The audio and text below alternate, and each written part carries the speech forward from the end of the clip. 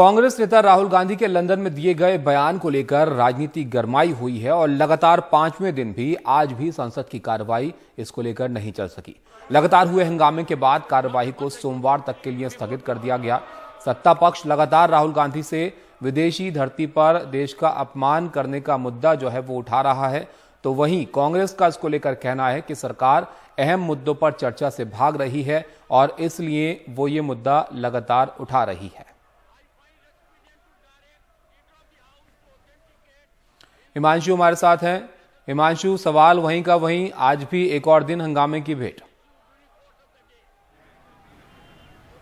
देखिए, निश्चित तौर पर और लोकसभा और राज्यसभा में एक बार फिर लगातार पांचवें दिन गतिरोध की एक तस्वीर बहुत साफ तौर पर दिखाई दी। और लोकसभा में जो कांग्रेस के सांसद हैं वो बार बार ये मांग करते रहे कि राहुल गांधी को बोलने का मौका दिया जाना चाहिए, लेकिन लोकसभा स्पीकर ने कहा कि जब तक सदन में कोई ऑर्डर नहीं होता है तब तक वो किसी को भी बोलने की इजाजत कैसे दे सकते हैं। और इसी को लेकर सत्ता पक्ष के सांसद भी अपनी तरफ से नारेबाजी करते रहे। कुछ बीजेपी के सांसद राहुल गांधी के खिलाफ कार्रवाई की भी मांग करते रहे हैं। दूसरी तरफ विपक्ष की तरफ से कांग्रेस के सांसद लगातार ये मांग करते रहे कि राहुल गांधी बोलना चाहते हैं, राहुल गांधी को बोलने का मौका दो। ये नारा भी उन्होंने आज लोकसभा में लगाया है। राज्यसभा में 11 नोटिसेज आज राज्यसभा चेयरमैन को विपक्ष की तरफ से दिए गए थे और उन सब में ये मांग की गई थी कि सदन की कार्रवाई को रोककर जो अलग अलग मुद्दे सामने आए हैं इस पर चर्चा शुरू कराई जाए। लेकिन राज्यसभा चेयरमैन भी राज्यसभा में तैयार नहीं हुए। लोकसभा में स्पीकर जो हैं उन्होंने कहा कि सदन में ऑर्डर नहीं है और ऐसे में किसी भी तरह की कार्रवाई संभव नहीं है, जिसके बाद लोकसभा और राज्यसभा को पूरे दिन के लिए स्थगित कर दिया गया है सोमवार तक। और इससे बहुत साफ है कि राहुल गांधी के बयान को लेकर और जो विपक्ष अलग अलग जांच की जो मांग कर रहा है उसको लेकर जो एक गतिरोध और टकराव है लोकसभा और राज्यसभा में, वो शुक्रवार को और ज्यादा बढ़ गया है। और पहला हफ्ता जो बजट सत्र के दूसरे चरण का था वो पूरी तरह से हंगामे की भेंट चढ़ गया है तबिश। और इसमें मुझे लगता है कि 2-4 मिनट की भी कोई कार्रवाई लोकसभा और राज्यसभा में नहीं हो पाई है। अब देखना बहुत महत्वपूर्ण होगा कि सोमवार तक क्या हालात बदलेंगे, पर्दे के पीछे भी क्या गतिरोध को तोड़ने की, टकराव तोड़ने की कोशिश होगी। लेकिन अभी तक आज जो बयान आए हैं, बीजेपी के अध्यक्ष जेपी नड्डा ने जिस तरह के सख्त शब्दों का इस्तेमाल किया है, सरकार और बीजेपी अब इस मांग पर अड़ी हुई है कि अगर कांग्रेस और विपक्ष चाहता है कि जो टकराव और गतिरोध है वो खत्म हो, सदन की कार्रवाई चल सके, इसके लिए सबसे पहले राहुल गांधी अनकंडीशनल अपॉलॉजी यानी बिना शर्त माफी मांगे, उसके बाद ही राहुल गांधी को संसद में बोलने की इजाजत देने पर विचार हो सकता है। लेकिन राहुल गांधी भी अपने बयान पर अड़े हुए हैं। कल कई बार ये बात कह चुके हैं कि उन्होंने देश के खिलाफ कोई बयानबाजी नहीं की और वो संसद में अपना स्पष्टीकरण देना चाहते हैं। लेकिन सरकार और बीजेपी की तरफ से अब ये संकेत है कि राहुल गांधी को पहले माफी मांगना होगा अगर वो संसद में कुछ कहना चाहते हैं। लेकिन राहुल गांधी और कांग्रेस जो है वो इसके लिए तैयार नहीं है और इसी वजह से जो गतिरोध की तस्वीर आपको दिखाई दी है लोकसभा और राज्यसभा में लगातार पांचवें दिन, उससे बहुत स्पष्ट है कि बजट सत्र के दूसरे चरण में जब बहुत सारे महत्वपूर्ण वित्तीय विधेयक लिस्टेड रहे हैं पूरे हफ्ते में, किसी भी इंपॉर्टेंट इकोनॉमिक लेजिस्लेशन पर, वित्तीय विधेयक पर 1 मिनट की चर्चा भी नहीं हो पाई। ये बड़ा महत्वपूर्ण है हिमांशु, ये मैं आपसे जानूंगा कि क्या क्या लिस्टेड था और क्यों ये महत्वपूर्ण रहता है। जाहिर है बजट सत्र है और इसमें कई सारी महत्वपूर्ण चीजें होती हैं, लेकिन इस मुद्दे की वजह से कार्रवाई नहीं हो पा रही है। आप रहिए हमारे साथ राजीव भी जुड़ गए हैं हमारे सहयोगी। राजीव, अब संसद की कार्रवाई तो आज भी नहीं हो पाई, राहुल गांधी माफी मांगेंगे या उनको बोलने का मौका मिलेगा, ये एक बड़ा सवाल बना हुआ है। क्या राहुल गांधी पहुंचे थे आज लोकसभा, और अगर संसद में कार्रवाई नहीं हो पा रही है, वहां कोई बातचीत नहीं बन पा रही है, तो क्या बाहर इस मुद्दे को हल करने की कोई कोशिश हो रही है किसी तरह से?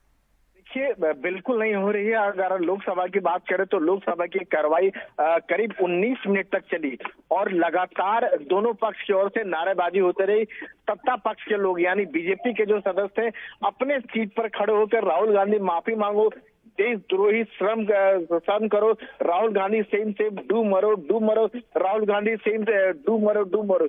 दूसरी तरफ जो विपक्ष के जो सदस्य है, खासतौर से जो कांग्रेस और डीएमके जो लेफ्ट के जो सांसद हैं, वो बकायदा बेल में चले हैं और जेपीसी की मांग करने लगे।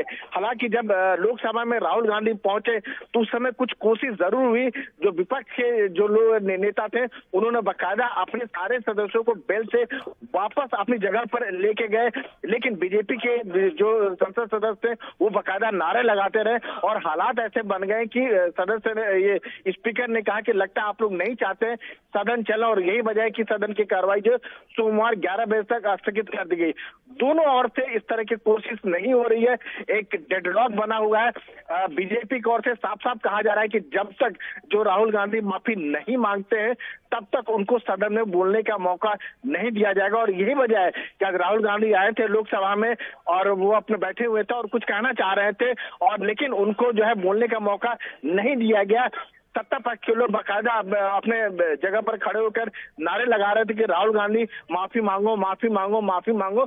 तो इस वजह से जो है लोकसभा की कार्रवाई जो है करीब 19 मिनट चलने के बाद जो है स्थगित कर दिया गया। जी बिल्कुल, शुक्रिया राजीव आपका इस अब जानकारी के लिए। तो आज भी 19 मिनट तक कार्रवाई चली, लेकिन उसके बाद फिर से स्थगित जो है करना पड़ा संसद की कार्रवाई को सोमवार तक के लिए। हिमांशु हमारे साथ बने हुए हैं। हिमांशु, हर बार जब इस तरह से हंगामा होता है संसद में तो सवाल उठता है कि किसकी वजह से हो रहा है, गतिरोध कैसे यहां पर खत्म होगा।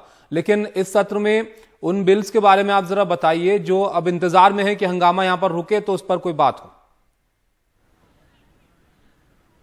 देखिए, निश्चित तौर पर यह समझना बहुत जरूरी है तबीश की अगर यह हंगामा हो रहा है तो इससे नुकसान कितना हुआ है संसद का। देखिए, इस पहले 5 दिन में कई महत्वपूर्ण वित्तीय विधेयक थे जिनको लोकसभा और राज्यसभा में लिस्ट किया गया था चर्चा और पारित कराने के लिए। सबसे पहले जम्मू कश्मीर के लिए बजट का एक लेजिस्लेशन था जिसको लोकसभा में पेश किया गया था। जम्मू कश्मीर का बजट 2023-24 इस पर चर्चा होनी थी और जम्मू कश्मीर निश्चित तौर पर एक बहुत ही महत्वपूर्ण और संवेदनशील यूनियन टेरिटरी है जिस पर चर्चा बहुत जरूरी थी। साथ ही supplementary demand for grants Jammu Kashmir 2022-23 इस पर भी चर्चा लिस्टेड थी।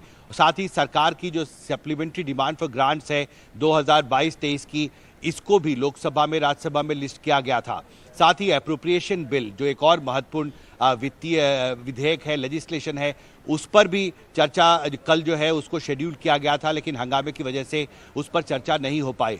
दूसरी महत्वपूर्ण बात, बजट सत्र के पहले चरण में जो बजट पेश होता है, आपको याद होगा कि जो 3 हफ्ते के लिए संसद रिसेस में जाती है उसमें जो अलग अलग स्टैंडिंग कमिटीज हैं वो अलग अलग मंत्रालयों के लिए जो बजटीय आवंटन किए गए हैं, जो फंड्स का एलोकेशन किया गया है, उसकी समीक्षा करके अपनी रिपोर्ट देते हैं और अलग अलग मिनिस्ट्रीज के लिए जो एलोकेशन किया गया है बजट में उस पर विस्तार से चर्चा होती है। राज्यसभा में पिछले 2-3 दिन से स्किल डेवलपमेंट मिनिस्ट्री और साथ ही टेक्सटाइल मिनिस्ट्री पर चर्चा लिस्टेड थी, लेकिन इस हंगामे की वजह से उस पर भी चर्चा नहीं हो पाई। यानी जो पूरी बजट को पास करने की जो एक प्रक्रिया है, संवैधानिक प्रक्रिया है, जो कन्वेंशन रहा है पार्लियामेंट में, जो विस्तार से चर्चा होती है उस पर, और सबसे महत्वपूर्ण बात फाइनेंस बिल, यानी जो बजट को पास कराने के लिए जो एक फाइनेंस बिल बहुत महत्वपूर्ण माना जाता है, उसमें बहुत लंबी चर्चा 2-3 दिन तक चलती है, वित्त मंत्री सवालों का जवाब देती हैं और उसको फिर पारित कराया जाता है बहुमत से।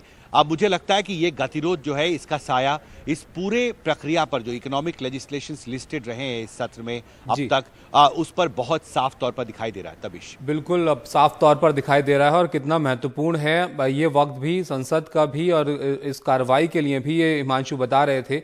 जाहिर है हर बार इस बात पर नजर रहती है कि संसद की कार्रवाई चले तो वहां पर कुछ महत्वपूर्ण चर्चाएं जो हैं वो हों। शुक्रिया हिमांशु आपका इस सब जानकारी के लिए। लेकिन आज का दिन भी आप देखिए इसी मुद्दे को लेकर हंगामे की भेंट चढ़ गया है और संसद की कार्रवाई को स्थगित करना पड़ा है।